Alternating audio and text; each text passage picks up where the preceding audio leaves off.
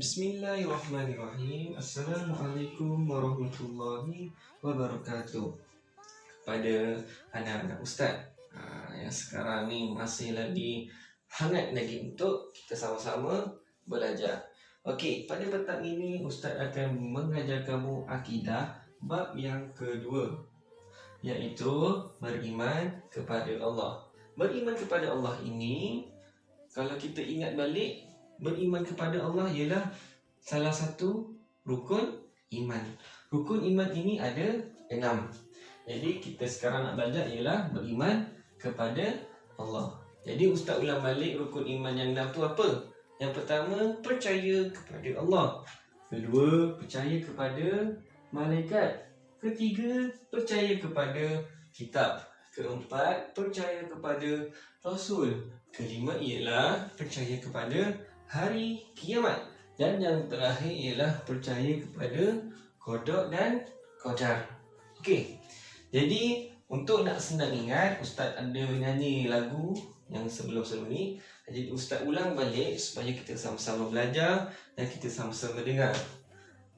Rukun iman 6 perkara. Percaya Allah yang Maha Esa, jangan lupa malaikat juga.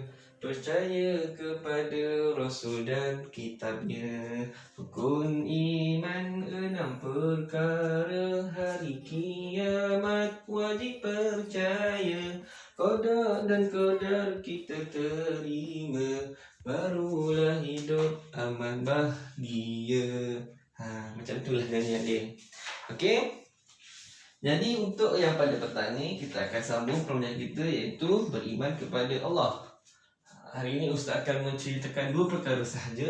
Yang pertama, maksud beriman kepada Allah, dan yang kedua ialah dalil nakli daripada ayat Al-Quran, iaitu surah Al-Ikhlas. Surah Al-Ikhlas ni dikatakan surah 3 kul. Okey, tak apa, kita pergi yang pertama dulu, iaitu pengertian beriman kepada Allah. Maksudnya ialah beriman kepada Allah ini ialah kita percaya dan yakin. Jadi percaya yakin kepada siapa? Allah. Allah itu siapa pula? Allah tu macam mana? Apa yang kita kena buat dengan Allah ni? Okey, yang pertama, Allah itu Ahad. Allah itu Esa. Ahad Esa tu apa ustaz? Ahad dengan Esa itu maksudnya Allah itu satu. Kalau kita belajar bahasa Arab, wahidun satu, isnani dua. Jadi wahidun itu satu. Allah itu satu. Allah itu bukan dua, bukan tiga, bukan empat. Jadi Tuhan kita hanyalah satu. Satu tu siapa? Allah yang Esa. Okey, dan yang kedua ialah Allah itu tidak beranak dan tidak juga diperanakkan. Maksudnya Allah ini tak ada bapa, tak ada ibu dan tak ada juga anak. Jadi Allah itu hanyalah satu, Esa. Dan Allah ini juga ialah kita wajib menyembah Allah yang Esa. Okey, itu ialah maksud beriman kepada Allah. Jadi jelas Allah itu satu, Allah itu tidak beranak dan tidak diperanakkan, dan kita wajib menyembah Allah yang satu. Dan yang kedua ialah kita akan mempelajari dalil nakli daripada surah Al-Ikhlas. Surah Al-Ikhlas ini ada 4 ayat saja, sikit je. Ada 4 ayat dan ayat ni pun pendek-pendek. Jadi lagi bagus ataupun lebih baik kamu hafal dan kamu ingat maksudnya apa, supaya nanti untuk yang tilawah dan hafazan, kamu juga akan belajar surah Al-Ikhlas ni. Surah apa? Surah Al-Ikhlas. Ada 4 ayat. Okey, ustaz baca sikit. Bismillahirrahmanirrahim. Qul huwallahu ahad, Allahus samad, lam yalid wa lam yulad, wa lam yakul lahu kufuwan ahad. Okey, itu 4 ayat je. Okey, boleh sama-sama kira, ada 4 je, pendek je. Ayat pun pendek. Jadi kita akan pergi satu per satu maksudnya. Dan maksud ni dalam surah Al-Ikhlas ini ada berkaitan ataupun ada berkait dengan maksud beriman kepada Allah yang Ustaz bagi tahu tadi. Okey. Yang pertama, Qul huwallahu ahad. Qul huwallahu ahad. Maksudnya ialah katakanlah Muhammad bahawa Allah itu esa. Bahawa Allah itu satu. Bahawa Allah itu tunggal, ahad. Yang kedua, Allahus samad. Allahus samad. Maksudnya Allah tempat kita meminta. Nak minta apa? Minta bantuan, minta pertolongan melalui doa. Okey? Itu yang kedua, Allahus samad.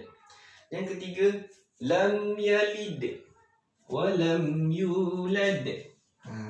Lam yalid wa lam yulad. Ada dua perkataan kat situ. Maksudnya Allah tidak beranak dan tidak juga diperanakkan. Maksudnya macam tadi saya cakap lah, Allah ni tiada mak ayah dan Allah ini juga tiada anak. Jadi kalau yang ada anak, mak ayah ni siapa? Manusia. Manusia ini tergolong daripada ciptaan Allah.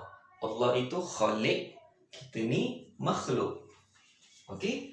Dan yang terakhir ialah walam yakul lahu kufuwan ahad. Walam yakul lahu kufuwan ahad. Maksudnya, dan tiada yang serupa dengannya, dialah Tuhan yang esa. Maksudnya kita tak boleh samakan Allah dengan siapa-siapa, makhluk ke, siapa ke. Jadi kalau orang kita pernah Ustaz tengok ada satu orang lukis gambar Allah, boleh ke tak boleh? Tak boleh. Allah itu tiada gambaran dan tak ada siapa yang boleh yang menyerupai. Nanti untuk pembelajaran yang seterusnya kita akan masuk dalil akli, iaitu melalui kita fikiran kita ataupun sains, dan juga ciptaan, perbezaan ciptaan Allah dan penciptaan manusia. Okey, sebelum balik, Khalik ialah pencipta, makhluk ialah yang dicipta. Khalik itu Allah, makhluk itu kita manusia. Jadi untuk itu sahaja pada petang ini. Akhirul kalam. Assalamualaikum warahmatullahi wabarakatuh.